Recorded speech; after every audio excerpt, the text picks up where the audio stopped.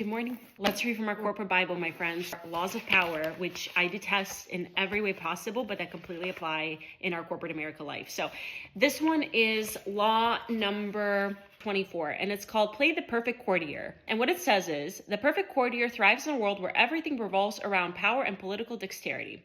He has mastered the art of indirection. He flatters, yields to superiors, and asserts power over others in the most oblique and graceful manner. Learn and apply the laws of courtship, and there will be no limit to how far you can rise in the court. So, in a very blunt way, what that says is, you got to suck up to the right people in corporate America. And as much as I detest it, guys, it's absolutely true. If you constantly make your stakeholders' lives more difficult, they won't want to work with you.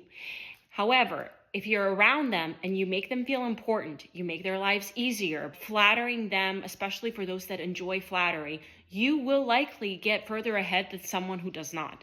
So as much as I hate the whole sucking up concept, it is true in corporate America, because in our high school and our jobs, this is still true. You have to do the courtship. You have to flatter people. You have to do that if you want to get ahead.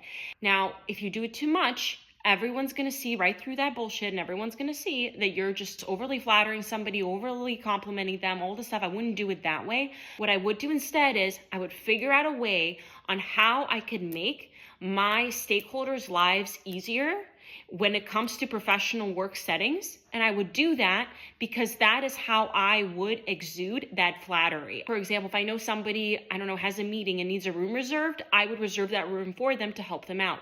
Or if someone has an idea, I wouldn't necessarily openly shut it down, because I would want to make sure that they don't feel like I'm negating their thoughts. People want to be with people that make them feel important. People love hearing compliments. So that's all that law is about. And you do have to play it every day. And as much as we don't like to, that is important in corporate America, and you have to do it.